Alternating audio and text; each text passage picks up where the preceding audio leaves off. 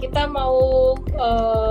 mau lihat dulu untuk market saham dan juga market kripto ya teman-teman ya. Hari ini Doge melesat to the moon teman-teman. Kalau yang trade tadi udah saranin untuk profit taking sih hari ini tadi. Meskipun malam hari ini kembali melesat ya, balik ke level tertinggi tadi pagi gitu. Jadi ya profit taking aja, dalam waktu beberapa hari udah naik ratusan persen. Oke, kita coba invite lagi Pak Roy and Monday. Halo? Ya, tes 1, 2, 3. Nah, ini udah lebih baik Pak Roy. Ya, saya ganti routersnya tadi ya. Oke, makasih. Pak Roy, ya sebelum kita bicara lebih detail tentang sektor retail nih, Pak Roy sendiri melihat perekonomian Indonesia saat ini gimana sih Pak Roy? Ya, terima kasih buat kita semua yang bergabung dalam acara ini. Selamat malam, salam sehat, Assalamualaikum warahmatullahi wabarakatuh, salam sejahtera. Kalau kita bicara retail, sebenarnya industri yang sangat strategis. Karena kita tahu yang namanya kebutuhan pokok dan sehari-hari pasti tidak akan pernah sirna. Ya, kalau kita bicara satu industri, ada masanya, ada seasonnya, di mana industrinya akan kinclong dan ada saatnya mungkin belum dapat kinclong lagi. Mestinya itu memiliki satu kondisi yang continuously atau berkelanjutan ya, karena memang ini kebutuhan pokok dan kebutuhan sehari-hari. Kita perlu makan, kita perlu minum, kita perlu cari barang murah, kita perlu beli barang yang benar. Ya, jadi saya ulang sedikit ya, bahwa industri retail modern ini sebenarnya industri yang strategis, sektor yang strategis, karena minuman itu tersedianya di retail. Saya pakai istilah retail itu terdampak karena PSBB-nya atau PPMK-nya. Mengapa demikian? Karena dengan PSBB dan PPMK, mobilitas daripada masyarakat ditahannya. Yang mau belanja pasti tetap akan belanja ya. Yang namanya kebutuhan pokok dan sehari-hari pasti tetap harus dibelanjakan. Tetapi kunjungannya yang berkurang. Jadi pembeliannya itu berpindah atau shifting kepada pembelian lewat jasa transportasi, karena memang kita diminta untuk stay at home, work from home pada saat awal-awal pandemik. Kemudian kalaupun bergerak dari rumah itu yang terdekat saja ya. Oleh karenanya kita lihat di dalam survei AC Nielsen itu di pertumbuhan di 5 sektor retail modern itu ada minimarket, supermarket, hypermarket, wholesaler, dan ada dep store atau tenant. Yang non-pangan terakhir itu. Yang pangan 4 ini ya, minimarket, supermarket, hypermarket, dan wholesaler. Nah, pertumbuhan sepanjang 2020 yang masih bertumbuh minimarket. Minimarket masih bertumbuh sekitar 4%. Dan memang terbukti pertumbuhannya itu bahwa ekspansi di kelas minimarket itu masih ada sekitar 75-80% dari yang biasanya atau sebelum pandemik. Mereka biasanya rata-rata antara 900 sampai 1000 toko setahun. Nah, pada tahun lalu minimarket yang tentunya kita sudah kenal, Alfamart, kemudian juga Indomart ya, itu adalah anggota-anggota Aprindo, mereka masih bertumbuh, masih membuka toko sekitar 60%-nya. Nah, ini yang kondisi yang fenomenal. Tetapi kalau kita lihat yang supermarket, hypermarket, wholesaler, tentunya hampir sama sekali tidak ada ekspansi. Malah yang terjadi bukannya ekspansi, mereka mengurangi toko-toko yang tidak produktif atau underperform dari sisi, ya tentunya masing-masing retail memiliki cara untuk memperhitungkannya. Ya, jadi itu yang terjadi. Nah, sangat tergantung dengan bagaimana supaya ada pemulihan. Pemulihannya sangat tergantung dengan bagaimana dapat dilonggarkannya PPKM. Ya, PPKM mikro yang sekarang ini. Kita dalam berbagai kesempatan beberapa hari ini banyak diskusi dengan pemerintah. Kita berharap supaya tanggal 19 April besok, karena memang masa daripada PPKM yang berjalan hanya per 2 minggu, maka akan berakhir nanti 19 April. retail bisa dikembalikan lagi jam operasionalnya sampai jam 10 malam. Ya, karena apa? Karena ada beberapa daerah ya di luar PPKM Mikro. Kita tahu PPKM Mikro itu hanya Jawa dan Bali dan beberapa kota. Masih ada beberapa daerah. Nah, ini yang saya mau informasikan. Masih ada beberapa daerah yang kota madya-nya, wali kotanya dalam hal ini menutup retail modern hanya sampai jam 7 operasionalnya diizinkan, dan tetapi di satu sisi yang namanya hiburan ya, kemudian di sini tentunya ada live music, diskotik dan lain sebagainya boleh sampai jam 10. Nah, yang menimbulkan keramaian atau kerumunan boleh sampai jam 10. Yang kebutuhan pokok, ya biasanya kalau kita pulang kerja atau ibu rumah tangga pulang kerja, membeli susu buat anaknya, dan sebagainya, harus cepat-cepat pulang karena sebelum tutup jam 7 malam. Nah, ini kan sangat multi tafsir sekali ya, PPKM maupun juga PSBB yang seringkali kalau saya sampaikan dalam berbagai kesempatan di media, adanya kepentingan-kepentingan tertentu, adanya tekanan-tekanan tertentu, dan lain sebagainya yang mungkin nggak perlu kita bicarakan sekarang ini di acara ini. Tapi paling tidak prihatin ketika yang menimbulkan kerumunan boleh jam 10, retail modern cuma sampai jam 7 di kota itu. Nah, oleh karenanya kita berharap ini kita bisa dilonggarkan dan berlaku nasional, karena puasa ini menyebabkan saudara-saudari kita yang juga menunaikan ibadah puasa di bulan suci Ramadan, ada sholat taraweh, dan setelah sholat taraweh, kalau sampai jam 7, bagaimana mereka mau belanja? Kalaupun sekarang sampai jam 9, mereka keluar selesai sholat saja sudah jam 8, perjalanan, keburu tutup juga tokonya.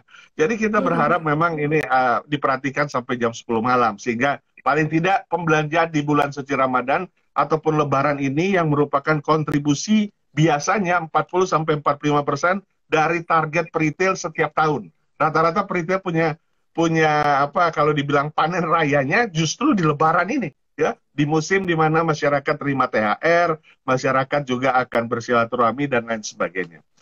Ya, demikian. Oke. Pak Roy, kalau ngelihat tadi kita ada dengar data GDP China, angkanya sangat bagus sekali di kuartal 1. Ini kalau Pak Roy ngelihat korelasinya dengan Indonesia gimana, Pak? Halo? Ini yang muter-muter di tempat saya atau teman-teman? Oke. Diulang lagi. Boleh diulang lagi terus ya, tadi? Saya ulang ya. Sebelum saya lanjutkan, teman-teman, saya kelupaan buat kasih disclaimer, teman-teman. Jadi acara malam hari ini sifatnya edukasi aja ya, tidak ada perintah beli dan jual. Jika ada review saham yang dibahas, teman-teman pertimbangkan juga dengan baik-baik. Dan malam hari ini kita ngobrol dengan Bapak Roy N. Mande. Beliau adalah ketua dari APRindo, ya, Asosiasi Pengusaha Retail Indonesia, dan beliau juga merupakan komisaris independen dari Matahari Department Store Tbk atau LPPF, dan juga PT Multipolar Tbk. Ya, dari sebenarnya banyak ya Pak ya, ini sangat luar biasa sekali profilnya gitu. Pak Roy, mungkin kita kalau melihat dari ini kan tadi kita banyak membahas dari dalam negerinya ya Pak. Kalau kita melihat dari luar negeri sendiri gimana? China pertumbuhan perekonomiannya sangat luar biasa sekali. Ini dampaknya ke Indonesia gimana Pak secara langsung dan secara tidak langsung? Oke. Nah, kalau kita lihat negara-negara di luar Indonesia, khususnya selama masa pandemik, sebenarnya Indonesia masih dalam klasifikasi yang hampir sama dengan Korea Selatan. Ya, tingkat pertumbuhannya minus, tetapi minusnya di bawah 5%. Ya, kita tahun lalu kan minusnya 2,19%. Nah, yang lain daripada itu, kita tahu tahun 2020 minusnya cukup signifikan. Ya. Kita bicara rata-rata di atas 5%, bahkan ada di atas 10%. Semakin negaranya merupakan negara pengekspor, maka mereka sangat terdampak sekali. Karena apa? Karena mereka negaranya tergantung dengan ekspor, dan mengirimkan barangnya juga tidak bisa lancar, mengirimkan barangnya kemana-mana, pelabuhan-pelabuhan lautnya di masing-masing negara ditutup ya, sehingga ekspornya tidak mendukung atau tidak memberi kontribusi. Nah, kalau Indonesia kenapa masih minus 2,19? Karena kita tahu kita masih negara konsumsi. Negara konsumsi kita sangat tergantung dengan konsumsi rumah tangga. Kalau dalam produk domestik bruto itu, konsumsi rumah tangga mengkontribusi di 2020 57,6%. Dan ini bekal kita sehingga ekonomi kita bukan krisis. Nah, ini yang selalu saya katakan di mana-mana. Kita hanya resesi, ya, bukan krisis ya. Kalau resesi, ya kita semuanya juga sering ada alami resesi. Ketika kita deflasi misalnya, itu sebenarnya sudah resesi. Kalau deflasi itu kan berarti menandakan daya beli atau demand-nya itu sangat rendah sekali. Ya, nah itu sebenarnya sudah resesi. Nah, kita masuk kategori resesi. Nah, kita berharap justru Indonesia di masa seperti ini dengan masih ada pertumbuhan ekonomi yang lebih bagus dari negara asing, kita dapat memanfaatkan ekspor. Ya, karena apa? Karena mereka justru yang dari China dan lain sebagainya ini kan terkendala masalah ekspor. Nah, kenapa ekspor? Ya karena negara-negara penghubung atau penerima daripada produk-produk Cina ini banyak yang di lockdown. Nah, kita kenapa masih bisa berharap dari ekspor? Karena paling tidak kita punya banyak UMKM ya, banyak UMKM dan kondisinya negara-negara yang sekarang juga sudah mulai tidak di lockdown itu sebenarnya sudah mulai menerima barang. Plus kita tahu bahwa ada hampir sekitar 20 negara saat ini sudah ada perjanjian dagangnya dengan Indonesia yang tarifnya 0%. Jadi kalau kita bisa memanfaatkan momentum seperti ini, bagaimana from lokal to global, tentunya sangat menarik. Ya. Oke, kalau Pak Roy lihat sendiri sektor apa aja yang bakalan paling terdampak Pak dengan membaiknya perekonomian dari China ini? Apakah mungkin kan di sini sebenarnya kita kepengennya ngobrol sektor retail secara khusus ya. Mungkin Pak Roy ada pandangan juga untuk sektor lain kah yang terdampak positif dari membaiknya perekonomian China di kuartal 1? Dan membaiknya tuh sangat-sangat tinggi sekali Pak gitu. Ya. Jadi memang dalam pandemik ini beberapa sektor yang tentunya akan terus mengemuka. Ya, yang pertama adalah tentunya sektor yang bergerak di TIK, teknologi, informatika dan komunikasi. Atau kalau dalam bahasa umum yang kita dengar ICT ya. ICT, Internet, Communication, dan Telecommunication. Nah, jadi ICT ini pasti mengemuka. Karena apa? Karena artinya ICT ini berarti berkaitan dengan industrinya, ya tentu di situ termasuk provider, ya termasuk di situ tower, ya tower untuk alat telekomunikasi atau provider telekomunikasi menggunakannya, kemudian juga hardware, software, ya itu yang berkaitan dengan TIK itu pasti sangat signifikan. Kemudian yang kedua juga tentunya energi, ya energi. Kita tahu sekarang sektor energi itu cukup mengemuka ketika sudah mulai membanjirnya, khususnya tenaga baterai, tenaga listrik baterai yang akan menggantikan energi konvensional, ya. Dan di China, kalau kita bicara di China, itu yang namanya taksi terbang. Itu udah banyak taksi terbang di sana. Saya baru baca di media tadi pagi, kemungkinan kita akan coba lihat di akhir tahun taksi terbang bisa nggak diimplementasi di Indonesia, ya. Jadi taksi yang mengudara, ya. Jadi ini menarik. Tapi itu pasti akan mengemuka, ya. Jadi berarti industri-industri pendukung energi, khususnya kelistrikan atau juga pengadaan listrik. Nah, pengadaan listrik baterai itu kan sumbernya nikel, ya. Kita tahu kan sumbernya nikel. Oleh karenanya kita sebenarnya penghasil nikel terbesar yang di dunia, dan kondisinya sebenarnya kita dilirik oleh provider-provider kendaraan listrik baik yang dari China maupun juga yang dari Amerika, itu melihat untuk bagaimana mereka bisa investasi di sini sehingga pengambilan atau olahan daripada nikelnya ini bisa dilakukan di Indonesia dan tinggal mereka kirim dalam bentuk baterai-baterai listrik. Nah, ini yang kelihatannya akan mengemuka, ya, TIK dan juga energi.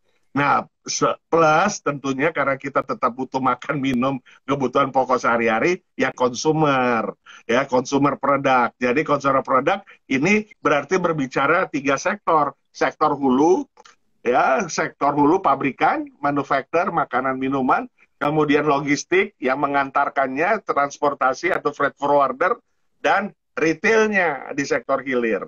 Nah, ini konsumeris sektor konsumer ini, produk konsumer ini tentunya tidak akan kekang dengan zaman, tetapi memang momentum-momentumnya ketika terjadi seperti tadi yang saya sudah jelaskan, ada PSBB dan lain sebagainya, maka terdampaknya di hilir, maka juga akan membuat terdampak di hulu. Tapi kita lihat ya, ini fenomenal juga. Saya melihat di Purchase Manufacture Index PMI kita sudah 53 ya, sudah mau meningkat setiap bulan. Jadi angka 50 itu PMI itu menandakan moderate ya, yang paling moderate ya, sama seperti indeks kepercayaan konsumen ketika angka 100 itu adalah angka yang moderate. Indeks kepercayaan konsumen kita di bulan Maret sudah sekitar 83. Ya, mudah-mudahan di bulan April ini mendekati ke 90 sehingga memang kepercayaan konsumen itu menandakan optimisme mereka untuk berbelanja. Nah, ini kondisi PMI itu sudah 53-an lebih ya. Jadi dengan kata lain para manufaktur ya, khususnya yang bergerak di bidang manufaktur apapun ya, makanan dan minuman juga tentunya, itu sudah melihat bahwa adanya proyeksi-proyeksi yang mereka bisa lakukan, dan konkretnya juga sudah mulai terlihat bahwa sudah mulai ada pergerakan sehingga mereka PMI-nya cukup signifikan naik, di mana bulan Desember atau sebelum-sebelumnya 2020 PMI kita itu sekitar 45 ya, sekitar di angka range 45, nggak pernah menyentuh angka 50. Tapi di bulan tahun 2021 PMI kita sudah mulai di atas 50. Ya, demikian. Saya sangat setuju sekali dengan Pak Roy and Monday ya. Angka PMI kita juga terus naik, demikian pula dengan China ya. Nah, Pak Roy, kalau kita bicara tentang sektor retail sendiri nih ya, kita mungkin mulai mengarah ke perusahaan ya, review beberapa perusahaan. Mungkin di sini Pak Roy sebagai komisaris LPPF mungkin bisa memberikan sedikit komentar tentang ke depan ini gimana sih Pak prospeknya di masa pandemi ini yang masih belum berakhir, COVID-19 untuk vaksinasi juga udah berjalan, tapi ya masih ada kendala jumlah vaksin yang terbatas dan juga masih ada pembatasan atau larangan mudik. Untuk Matahari sendiri ini gimana Pak? Ya. Jadi Matahari ini ada dua ya, ada dua yang LPPF itu Matahari Depstore non pangan ya, ini sudah hampir 50 tahun lebih perusahaannya, didirikan oleh almarhum Pak Hari Darmawan di Pasar Baru. Nah, mungkin yang milenial mungkin udah nggak sempat ya berbelanja di Pasar Baru ya.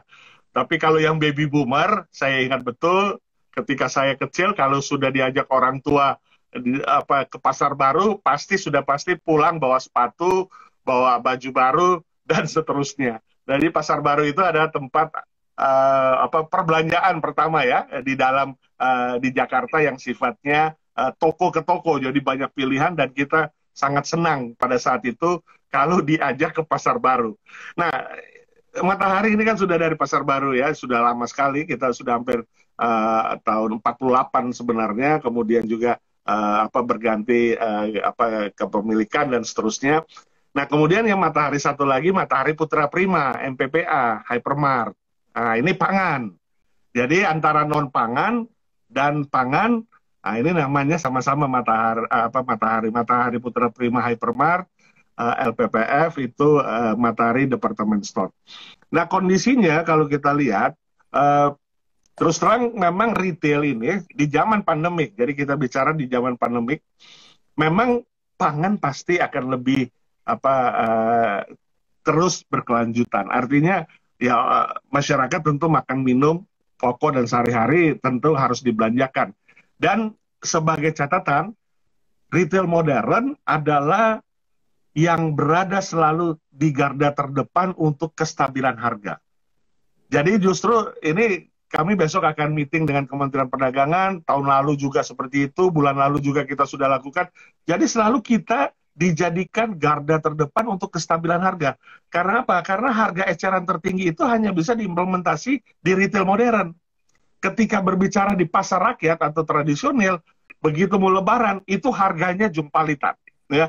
naik turun. Antara pedagang satu dengan pedagang sebelahnya bisa berbeda tergantung kita langganannya yang mana, ya, yang pedagang yang kiri atau pedagang yang kanan. Nah, itu sangat volatile sekali harga-harganya di pasar. Sehingga selalu pasar modern yang pangan itu selalu menjadi patokan untuk kestabilan harga. Nah, umumnya di Lebaran retail pangan inilah yang akan lebih signifikan. Nah, lebih signifikannya juga apa untuk yang tahun ini? Karena memang dilarang mudik. Nah, ini juga kemarin kita persoalkan ini kalau dilarang mudiknya ini. Kenapa dilarang mudik ini harus terjadi pada saat kita punya positive rate sudah single digit ya. Beberapa hari lalu kita sudah sempat menyentuh angka di Jakarta 8%, di Indonesia 9,7.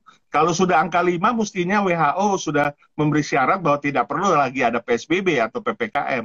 Nah, kemarin itu kita masih bergeliat untuk minta dilonggarkan atau diberi pengetatan saja, mudiknya tetap jalan. Karena kalau mudiknya nggak jalan, kita sudah banyak yang cabin fever nih. Sudah banyak yang cemas nih di rumah melulu nih. Apalagi tahun lalu nggak boleh mudik juga kan. Tapi kalau misalnya diizinkan bahwa oke, boleh mudik darat, laut, udara, tapi harus membawa surat antigen negatif atau genos. Mestinya bisa. Nah, karena apa? Karena kita berharap loh, tahun ini kita di angka 4 sampai dengan 5%. Ambil koridor itulah. Ya.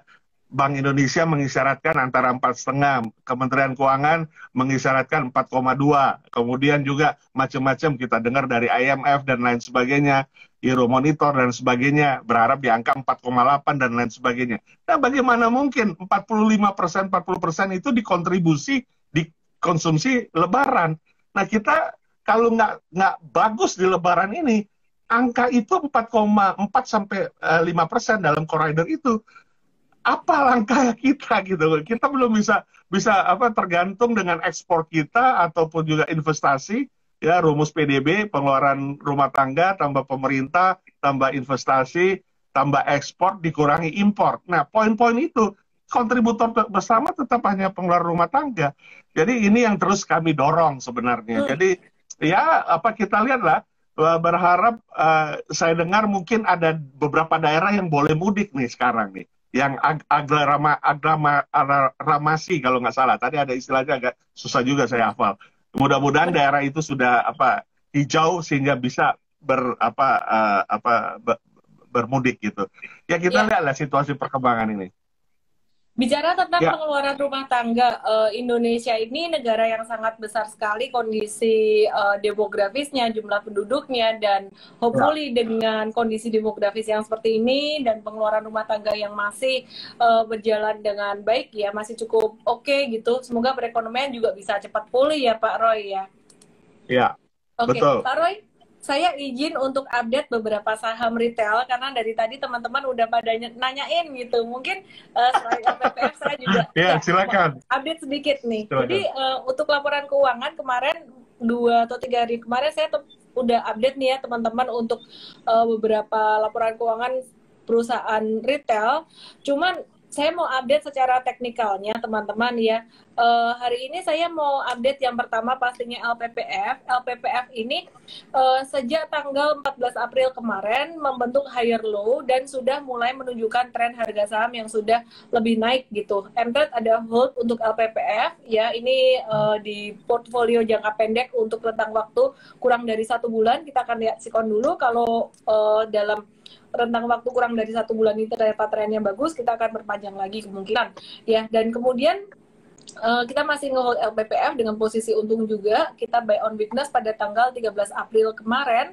Terus kemudian MAPI Mitra Adi Perkasa, laporan keuangan dari Mitra Adi Perkasa sendiri secara revenue dan juga laba ini dibandingkan dengan tahun sebelumnya di tahun 2019 juga masih agak tertekan ya, masih agak tertekan. Tapi secara teknikal untuk Mitra Adi Perkasa ini juga kemungkinan akan mulai aktif ya dalam beberapa hari ke depan. Kemudian untuk sektor retail yang lainnya, ini yang paling leading dari sektor penjualan ini Era ya, barang teknologi yang mungkin tidak terlalu terdampak pandemi. Era Jaya Swasembada ini udah naik 3 hari berturut-turut. Teman-teman kalau mau beli better buy on retracement aja, karena kemarin waktu waktu dia breakout itu juga naiknya sangat cepat sekali ya. Jadi kita tunggu, kita akan buy on retracement untuk ERAA. Terus kemudian ada ACES. Ya, jadi Mtrade ada di LPPF dan juga ada di MAPI. Untuk ACES sendiri ini udah naik juga 3 hari berturut-turut dan dalam jangka pendek ini udah kena resisten di angka 1520 dan ini resisten yang pas banget dulu dijebolin pada tanggal 9 April dan 12 April. Jadi mungkin teman-teman yang waktu itu cut loss ini udah balik lagi di sini ya, tapi nggak usah disesali atau gimana. Namanya kalau teman-teman trading harus ada pembatasan risiko. Sedangkan teman-teman investor yang sudah merasakan floating loss sampai pada tanggal 13 April ini juga sudah mulai balik. Jadi dalam investasi, dalam trading saham, semua ada konsekuensinya. Konsekuensi buat trader adalah ya harus membatasi kerugian dalam jangka pendek. Tapi kalau konsekuensi buat investor adalah mesti kadang-kadang ada floating loss dikit-dikit di dalam perjalanan berinvestasi gitu. Terus kemudian yang terakhir ada saham RALS, di mana saham RALS ini kemarin kita jual beberapa hari kemarin, tepatnya 13 April. Alasannya simpel karena dia breaking down dari MA 100 dan ada larangan mudik, jadi kita antisipasi. Nah, untuk RALS ini hari ini dia naik sampai ke level 835. Kita masih wait and see untuk RALS. Volumenya sebenarnya cukup tinggi. Kita masih wait and see karena kita udah ada LPPF dan juga udah ada MAPI. Jadi untuk RALS dan ERAA kita masukkan watchlist untuk trading. Nah, itu untuk ulasan teknikalnya, teman-teman. Mungkin nanti saya juga akan bahas sedikit tentang teknikal untuk cryptocurrency, tapi saya mau ngobrol dulu sebentar dengan Pak Roy Enmande. Saya perkenalkan ulang. Mungkin teman-teman ada yang baru bergabung. Siapakah Pak Roy Enmande? Pak Roy Enmande merupakan ketua dari APRindo atau Asosiasi Pengusaha Retail Indonesia, betul ya Pak ya? Saya takut salah sebut tulisannya. Kemudian beliau adalah komisaris independen dari PT Matahari Department Store Tbk atau LPPF dari 2017 sampai sekarang dan juga merupakan independen komisioner dari PT Multipolar Tbk dari 2017 sampai sekarang dan juga merupakan Vice Chairman dari Federation Asian Pacific Retail Association. Nah, kalau tadi kita sudah bicara tentang China, Pak, sekarang saya penasaran tentang Amerika nih, Pak. Beda dengan China. Kalau China, perekonomiannya membaik, ini kayaknya keuntungan buat Indonesia.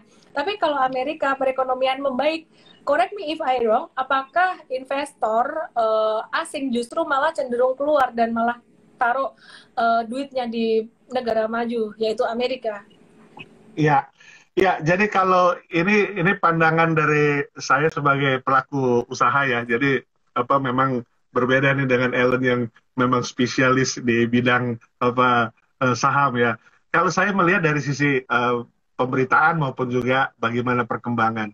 Jadi kalau China itu memang kekuatannya sangat didukung karena UMKM-nya justru ya. UMKM-nya ini yang mereka tuh di China itu disubsidi oleh negara ya untuk proses produksinya, untuk perizinannya, hampir sama sekali mereka betul-betul dibantu dan nggak mengeluarkan efforts. Mereka hanya fokus untuk bagaimana memproduksi barang, produksi, kemudian yang pembiayaannya dibantu pemerintah, perizinannya dibantu pemerintah, bahkan juga pengirimannya dibantu pemerintah. Mereka hanya produksi. Dan itu yang membuat harga mereka ketika keluar dari Cina, produk UMKM-nya, bisa sangat rendah. Karena pemerintah yang mengontrol biaya, bisa saja menjual di luar Cina dengan harga produksi. Makanya nggak akan ada yang bisa kalahin. Bagaimana mungkin kita kalau di Indonesia modal sendiri, kemudian juga biaya perizinannya kita urus sendiri, kemudian produksinya kita urus sendiri, pengiriman barangnya juga kita urus sendiri. Pasti harganya berbeda. Nah, makanya mereka kalau masuk ke Indonesia, itu bisa mereka jual dengan harga produksi saja sebenarnya. Harga net produksi. Harga yang lain-lainnya sudah ditanggung negara soalnya. Dan ini adalah strategi Jitu untuk mereka bisa menang di pasar perdagangan di dunia untuk kaitan consumer product. Nah, bagaimana dengan Amerika? Amerika itu kita tahu mereka sangat liberal ya. Mereka itu sangat melihat bagaimana situasi atau kondisi di mana mereka sangat mengikuti apa yang terjadi dengan keadaan negaranya. Jadi di Amerika kalau saya lihat itu perdagangan itu sangat tergantung bagaimana the Fed the Fed itu Federal Express Bank itu, Federal Bank itu di Amerika itu menurunkan 0,1% saja dia punya, kalau di Indonesia BI rate istilahnya, kalau di sana Fed rate, itu sangat mempengaruhi untuk perdagangan ataupun juga ekspor impor yang terjadi di Amerika. Sehingga mereka itu sangat konvensional, sangat menunggu, sangat melihat atau tergantung dengan situasi bagaimana pemerintahnya melakukan kebijakan-kebijakan. Beda dengan China. China itu tidak menunggu itu, tapi diberikan kebebasan untuk produksi sebesar-besarnya dan dikirimkan ke luar China, barang-barangnya itu harga net saja, harga produksi saja. Nah, inilah strategi. Makanya kemarin ada istilah yang waktu Rakernas Kemendak itu ada predatory price, ya. Ini produk-produk dari Amerika itu tidak disebut predatory price, tapi untuk yang dari China disebut predatory price karena mereka bisa menjual semurah-murah itu karena itu biasanya hanya biaya produksi. Ya, biaya yang lain-lainnya sudah ditanggung negara dan nanti diakumulasi bagaimana supaya itu negara tidak rugi. Nah, itu kondisinya yang mungkin perbedaannya di situ ya. Kalau di China agak bebas untuk dilempar perdagangannya, ekspor impornya, dan dibantu full oleh pemerintah. Tapi kalau di Amerika itu nggak bisa begitu ya, semuanya terintegrasi dan juga semuanya tergantung bagaimana kebijakan. Nah, ini yang mungkin kalau saya lihat, correct me if I wrong, tapi paling tidak gambarannya seperti itu. Oke. Kalau Amerika perekonomian membaik itu apakah memang dana asing di Indonesia itu bakalan keluar ke sana atau gimana Pak? Dia mendengar. Iya, kalau kondisi membaik, pasti kan kalau kita dana kita keluar ke sana atau dolar ketarik lagi ke sana sehingga menguat karena demand supply demandnya supply dolarnya berkurang karena pulang kampung semua ke Amerika. Nah, ini kondisinya tentunya membuat currency kita jadi lemah ya, karena dolarnya menjadi langka kan, dolarnya ketarik semua ke sana sehingga supply-nya berkurang. Nah, ini yang membuat dolarnya menguat. Nah, ini semuanya strategi yang kalau kami melihat ya ini adalah strateginya mereka untuk bagaimana menarik ulur atau juga menarik lepas situasi kondisi keuangan mereka. Walaupun kita tahu hutangnya Amerika itu ada yang memberikan istilah sampai dengan kalau tidak salah, kalau diurut di globe dunia itu bisa sekitar 5.000 putaran itu. Uangnya diurutin satu persatu 5.000 putaran globe dunia. Itulah utangnya Amerika. Jadi begitu besar, begitu banyaknya utangnya itu. Ya, teman-teman bisa lihat di Google, itu besar sekali. Dan ya itu mereka ya melakukan praktek yang namanya mencetak uang ya. Yang mencetak uangnya itu dengan satu kondisi, tetapi yang berkelanjutan, tapi mereka juga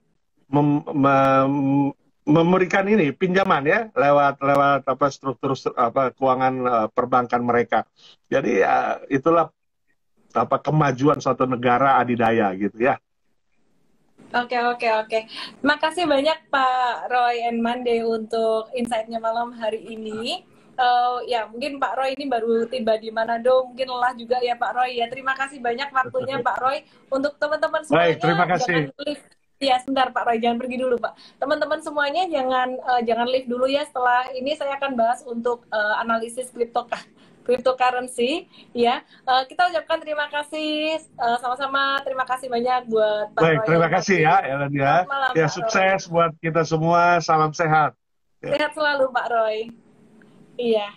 Izin live ya. Siap. Terima kasih banyak. Iya. Oke, teman-teman semuanya, kita udah belajar banyak dari Pak Roy and Mande tentang sektor retail, dan tadi yang penasaran dengan RALS, kemarin RALS kita exit, terus ini naik, apa yang harus dilakukan? Ya, nanti kita akan buyback ya teman-teman. Kita akan buyback untuk RALS-nya jika memang bagus gitu. Jadi kita wait and see dulu karena kita udah ada LPPF dan juga udah ada MAPI untuk sektor retail. Terus kita mau update untuk kripto juga selain saham. Saham kita udah mulai untuk watch sektor mining metals. Dengan membaiknya perekonomian dari China ini, komoditas terutama batu bara juga akan mulai membaik, dan kemudian juga untuk metals ini juga lagi di area support juga.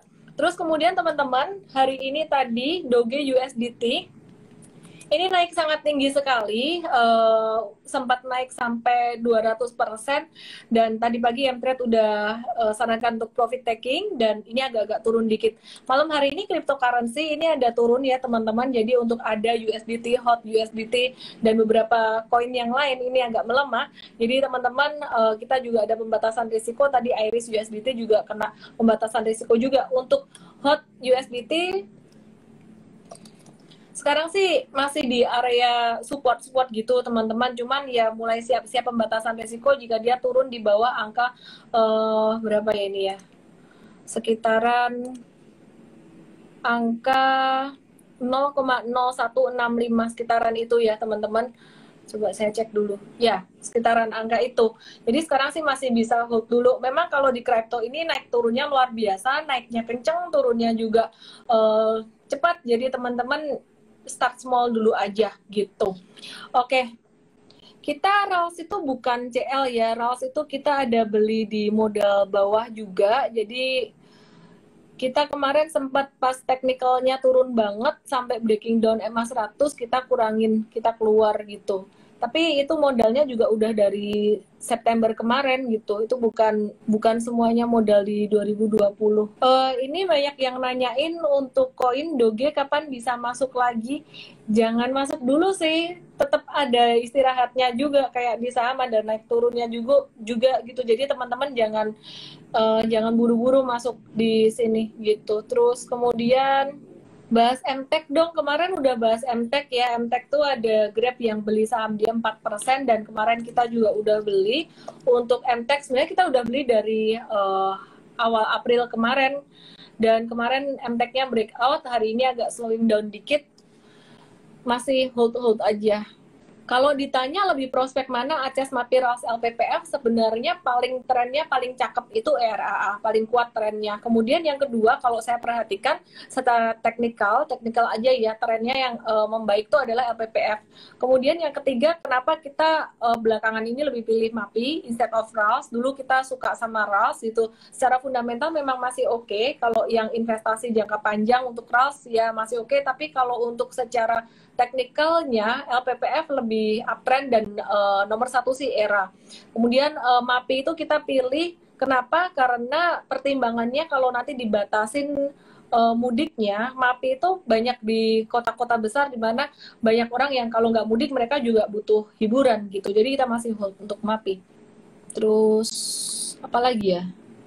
ASII, ada yang nanya juga dengan ASII, apakah, oh ya teman-teman yang nanya, yang pertanyaannya aku pilih, dapat MTrade 7 hari ya, langsung aja DM aku di EMT7, nama email dan WhatsApp. Mungkin saya nggak sebutkan ID-nya, tapi teman-teman bisa langsung masuk aja. ASII ini lagi dekat resisten, kena resisten, tapi kalau untuk investing sekali lagi beda dengan trading ya. Investing tuh we invest the company, we buy the company. Kalau trading we trade the trend. Jadi kalau investasi valuasinya masih oke, Astra International, penjualan mobilnya juga meningkat drastis, 70% lebih di Maret kemarin, karena adanya keringanan untuk PPNBM, dan kalau kita perhatikan ke depan juga masih akan bagus gitu. Jadi we trade the trend, we invest the company. Jadi kalau investing di Astra International harusnya nggak usah khawatir dengan tren harga saham yang sekarang ini, masih kalau saya bilang trennya sebenarnya masih tren turun gitu. Oke, itu aja dari saya. Terima kasih buat teman-teman semuanya yang udah nonton malam hari ini, dan selamat menunaikan ibadah puasa. Stay healthy buat teman-teman semuanya, dan salam profit. Tetap ini ya, selalu atur money management di awal, itu yang paling penting banget. Buat kripto, buat saham, itu money management nomor 1 di depan. Caranya simpel sebenarnya. Ini tadi udah closing, jadi keinget satu hal penting. Misalkan punya duit mau dibagi jadi 10 saham atau 10 koin, masuknya berarti kan satu ini kan 10%, maksudnya berarti 5% dulu gitu ya. Jadi kalau misalkan dia koreksi bisa masuk 5% lagi, kira-kira kayak gitu. Jangan terburu-buru dalam trading dan investasi.